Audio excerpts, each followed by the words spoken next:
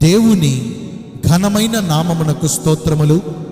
ఈ వాగ్దానమును వింటున్న మీకందరికీ మన ప్రభువును ప్రియ రక్షకుడైన యేసుక్రీస్తు నామములో శుభములు, మా హృదయపూర్వకమైన వందనములు. ఈరోజు మీ కొరకైన దేవుని వాగ్దానము ఇర్మియా గ్రంథము 33వ అధ్యాయము 3వ వచనము. నాకు మొర్రపెట్టుము, నేను నీకు ఉత్తరమునిచ్చెదను. ఈ వాగ్దానమును మంచి దేవుడైన యేసయ్య నేడు మనందరి జీవితములలో నెరవేర్చునుగాక. ఆమేన్. సైన్యములకు అధిపతియగు యెహోవా దేవుడు మనకు ఆశ్రయమును దుర్గమునై ఉన్నాడు.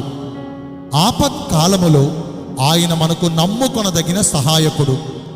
కష్టకాలమందు శ్రమకు తట్టుకోలేక మనం ఆయన సహాయము కొరకు మొర్రపెట్టగా ఆయన మన మొర్ర ఆలకించి మనకు ఉత్తరమునిచ్చి మన శ్రమలో మనకు తోడుగా నిలిచి వాటన్నిటి నుంచి మనలను విడిపించి మనము గ్రహింపలేని గొప్ప సంగతులను, గూఢమైన సంగతులను మనకు తెలియజేస్తారు.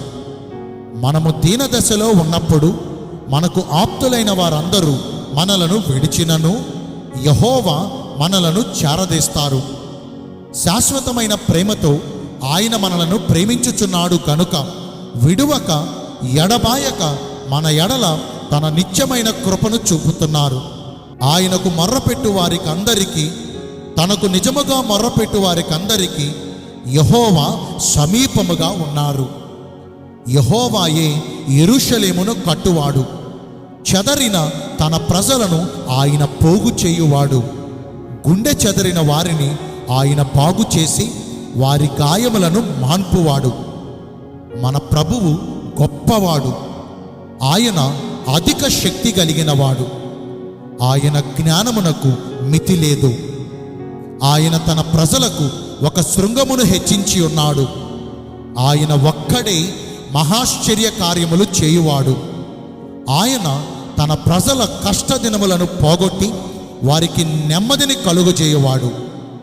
మన చుట్టూ ప్రతికూల పరిస్థితుల వల్ల మన కాలు జారనని మనం అనుకొనుచుండగా ఆయన కృపచేత మనలను బలపరిచి మన అంతరంగములో విచారములు హెచ్చుగా ఉండగా ఆయన గొప్ప ఆదరణ చేత మన ప్రాణమునకు నెమ్మదిని కలుగజేస్తారు.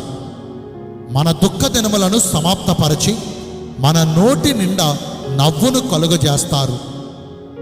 భక్తుడైన అబ్రహాము తన దాసి అయిన ఐగుప్తీయురాలగు హాగరు తన యొద్ద నుండి పంపించి వేసినప్పుడు ఆమె తన కుమారుడైన ఇష్మాయేలును తీసుకుని బెయేర్షెబా అరణ్యములో తిరుగుచు వారు తెచ్చుకున్న ఆ తిత్తిలోని నీళ్లు అయిపోయిన తరువాత ఆమె ఒక పొద కింద ఆ చిన్నవాని పడవేసి ఆ పిల్లవాని చావు చూడలేను అనుకుని వింటి వేత దూరము వెళ్ళి అతనికి ఎదురుగా కూర్చుండి ఎలుగెత్తి ఏడ్చుచు యెహోవా దేవునికి మొర్రపెట్టగా దేవుడు వారి మొర్ర ఆలకించి వారి కొరకు తన దూతను పంపి వారున్న చోట నీటి ఓటను ఉబక చేసి వారి దప్పికను తీర్చి వారిని గొప్ప జనముగా చేసేదనని చెప్పి వారికి వాగ్దానమును చేశారు.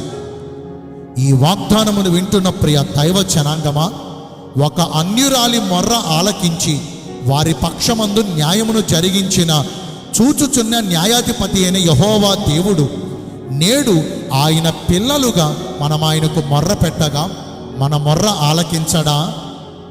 నిశ్చయముగా మన దేవుడు మనము ఆయనకు మొర్ర పెట్టినప్పుడు మన మొర్ర ఆలకించి మనకు సమీపముగా ఉండి ఆయన మనలను కరుణిస్తారు. దేవుడు మన మొర్ర ఆలకించాలంటే మొదటిగా దేవుని దృష్టికి యథార్థ హృదయము కలిగి జీవించాలి. యథార్థవంతుల ప్రార్థన యెహోవాకు ఆనందకరము. ఎటువంటి ప్రతికూల పరిస్థితుల మధ్యన మనం ఉన్నను మన యథార్థతను విడవకూడదు. నిజాయితీగా భక్తిని చేయాలి. అట్టి హృదయము కలిగిన వారిని ఆయన బలపరిచి రెండంతలు అధికమైన ఆశీర్వాదములు వారికి దయచేస్తారు. రెండవదిగా హృదయ శుద్ధిని కలిగి పరిశుద్ధమైన ప్రవర్తనతో జీవించాలి. మన దేవుడైన యెహోవా పరిశుద్ధుడు. ఆయన పరిశుద్ధతను ప్రేమించువాడు. ఆయన ప్రజలుగా మనము కూడా పరిశుద్ధమైన ప్రవర్తన కలిగి జీవించాలి. మన దేవుడు హృదయ అంతరంద్రియములను పరిశీలించు నీతిగల దేవుడు. మన హృదయములో పాపమును లక్ష్యముంచిన ఎడల ప్రభువు మన మొర్ర ఆలకించరు. తన అతిక్రమములకు పరిహారము నొందినవాడును, తన పాపములకు ప్రాయశ్చిత్తము నొందినవాడును, యెహోవా చేత నిర్దోషి అని అంచబడిన వాడును ధన్యుడు. నేను మీ అందరి కోసం ప్రార్థన చేస్తాను. పరిశుద్ధుడును ప్రేమ కలిగిన మా ప్రియ పరలోకపు తండ్రివైన దేవా, మీ కృప కలిగిన ఘనమైన నామమును బట్టి నిండు మనసుతో కోట్ల కొలదిగా మీకు మా కృతజ్ఞత స్తుతులు స్తోత్రములు వందనాలు చెల్లిస్తున్నామయ్యా. మేము నీకు మొర్ర పెట్టగా మీరు మా మొర్ర ఆలకించి మాకు ఉత్తరమునిచ్చి మేమున్న శ్రమలో నుంచి మీరు మమ్మల్ని విడిపించి గొప్ప చేస్తానని ఈరోజు వాగ్దానము ద్వారా తెలియజేశారు. వాక్యానుసారముగా నడుచుకుని ఈ వాగ్దాన ఫలమును పొందుకునే కృపను నేడు మాకందరికీ దయచేయండి. ఈరోజు ఎందరైతే పుట్టినరోజులను, వివాహ దినములను, ఇతరమైన శుభకార్యములను జరిగించుకుంటున్నారో వారందరికీ మెండైన దీవెనలు కుమ్మరించమని, మీ రాకడ కొరకు మమ్మను సిద్ధపరచమని యేసుక్రీస్తు ప్రశస్త నామమున ప్రార్థించి వేడుకొనుచున్నాను మా ప్రియ పరలోకపు తండ్రి. Amen. May God bless you all. Thank you.